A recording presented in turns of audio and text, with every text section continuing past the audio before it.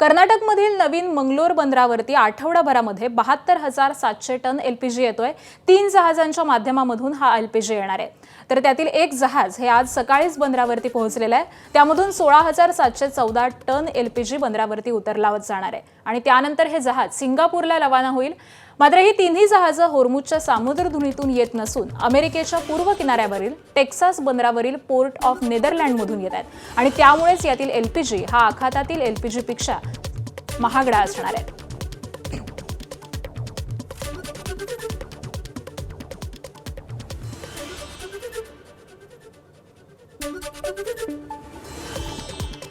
तर अमेरिकेतून 3 जहाजं भारतामध्ये आलेली आहेत आणि यामध्ये मोठ्या प्रमाणावरती एलपीजीचा साठा देखील आहे।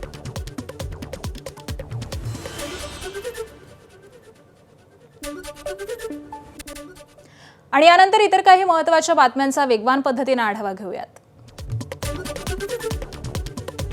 काल रात्री सोलापुरातील माढ्यामध्ये पेट्रोल मिळणार नाही म्हणून अफवा पसरवल्यामुळे रात्रीत बहुतांश पेट्रोल पंपावरती लांब लांब रांगा लागलेल्या होत्या। अनेकांनी आपली वाहनं घेऊन पेट्रोल पंपावरती मोठी गर्दी केली होती। जवळपास 1 किलोमीटरपर्यंत लांब रांग लागली होती। मात्र ही अफवा असल्याचं लक्षात आल्यानंतर पेट्रोल पंपावरतील गर्दी ओसरली। पण ही अफवा कोणी पसरवली याची चर्चा आता सुरू झालेली आहे। गॅस टंचाईमुळे इलेक्ट्रिक शेगडी ऑनलाईन खरेदी करणाऱ्या एका ज्येष्ठ नागरिकाची सायबर चोरट्यांनी 3,10,000 रुपयांची फसवणूक केली आहे। या प्रकरणी कोथरूड पोलिसांनी सायबर चोरट्यांविरुद्ध गुन्हा दाखल केला आहे। याबाबत एका ज्येष्ठ नागरिकानं कोथरूड पोलीस ठाण्यामध्ये फिर्याद दिली। संबंधित नागरिकानं सोशल मीडियावरती इलेक्ट्रिक शेगडीची जाहिरात पाहिली आणि त्यानं जाहिरातीतील मोबाईल क्रमांकावरती संपर्क साधला।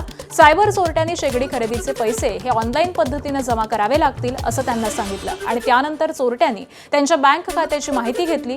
या माहितीचा दुरुपयोग करून चोरट्यांनी ज्येष्ठ नागरिकाच्या बँक खात्यामधून 3,10,000 रुपये दुसऱ्या खात्यामध्ये ट्रान्सफर केले।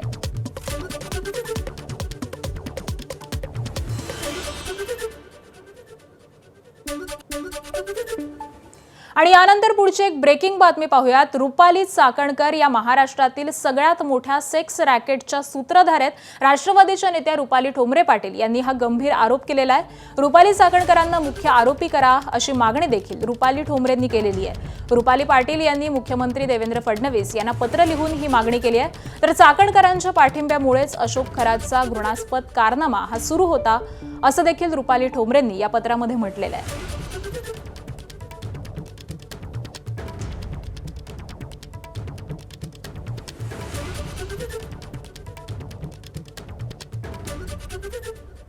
धाराशिवमध्ये पोलिसांना अंमली पदार्थाचा मोठा साठा सापडलाय। त्याची 10,38,00,000हून अधिकची किंमत आहे। नळदुर्ग तुळजापूर रोडवरती नाकाबंदी दरम्यान पोलिसांना एक संशयास्पद कार आढळली। तिला थांबवण्याच्या सूचना केलेल्या असता कारमधून 2 अज्ञातांनी एक बॅग ही रस्त्यावरती फेकून दिली। त्या बॅगमध्ये हिरवट काळपट अवस्थेतील हशीश ऑइल अंमली पदार्थ हे प्लास्टिकच्या पिशव्यांमध्ये आढळून आलंय। तर 10 किलोहून अधिक वजनाच्या असलेल्या या पदार्थाचं बाजार मूल्य हे 10,38,00,000हून अधिक आहे। तर या प्रकरणी पोलिसांनी 2 अज्ञात आरोपींविरोधामध्ये गुन्हा दाखल केलेला आहे। अंमली पदार्थाचा मोठा साठा हा सापडलेला आहे। मात्र आरोपींनी पोलिसांना गुंगारा दिल्यामुळे प्रकरण हे चर्चेत आलंय।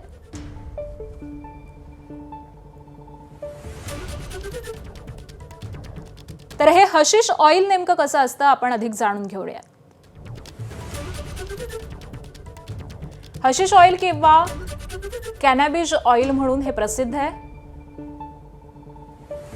बंदी असलेल्या गांजाच्या बियांपासून हशीश ऑइल हे मिळवतात।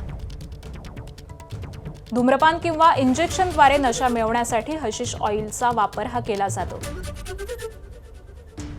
हशीश ऑइलच्या बाष्पीभवनापासून नशेखोरी केली जाते। तर हेच हशीश ऑइल हे पकडण्यात आलंय। पुढच्या बातमीकडे वळूयात। प्रेमविवाह केल्याच्या रागामधून तरुणाला नग्न करून मारहाण करत धिंड काढण्यात आलेली आहे। मुलीच्या नातेवाईकांकडून तरुणाला मारहाण करण्यात आली आहे आणि त्यानंतर त्याची धिंड देखील काढण्यात आली। जळगावच्या भुसावळमधल्या खडका गावातला हा संतापजनक असा प्रकार आहे। मुलीच्या नातेवाईकांसह 5 जणांना आता या प्रकरणी अटक करण्यात आली आहे।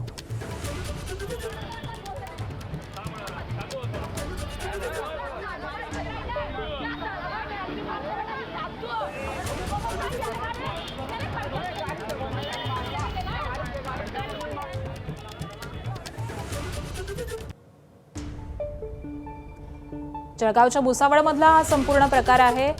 प्रेमविवाह केल्याच्या रागामधून या तरुणाला मारहाण करण्यात आली आहे।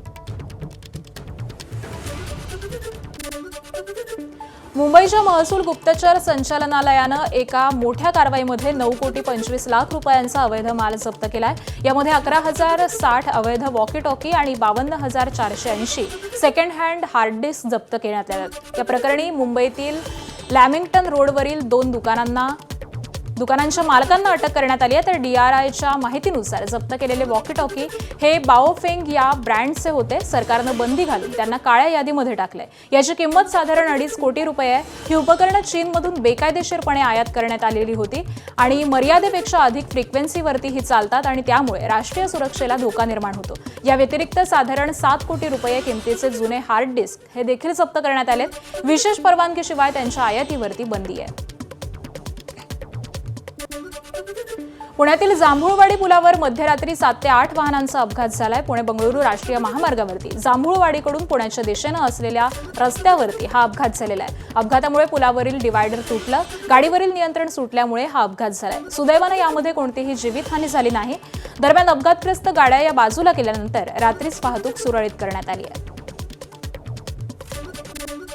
नाशिकच्या रामकुंड परिसरामध्ये विकास कामांसाठी खोदलेल्या खड्ड्यामध्ये एका भाविकाची कार कोसळल्याची धक्कादायक घटना घडली आहे। पेण इथल्या अजय शर्मा आणि त्याचे सहकारी दर्शनासाठी आलेले असताना नियंत्रण सुटल्यामुळे त्याची चारचाकी ही थेट खड्ड्यामध्ये शिरली। सुदैवानं या अपघातामध्ये मोठी जीवितहानी झालेली नाहीये।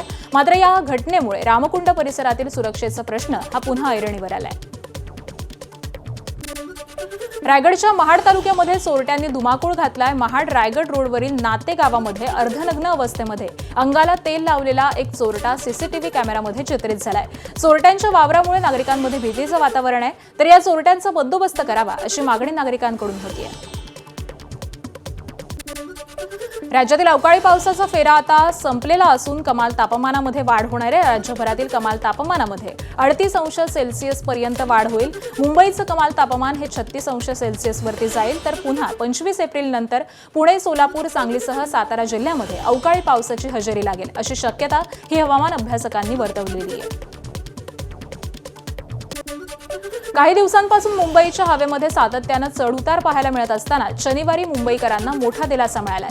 मुंबईतील हवेची गुणवत्ता शनिवारी समाधानकारक श्रेणीमध्ये नोंदवण्यात आली आहे। दुपारपर्यंत सरासरी वायू गुणवत्ता निर्देशांक हा 65 इतका नोंदवला गेलाय। तर विशेष म्हणजे 3 दिवसांपासून हा निर्देशांक सातत्यानं 100च्या खाली राहिल्यामुळे मुंबईकरांना मोकळा श्वास हा घेता येतोय।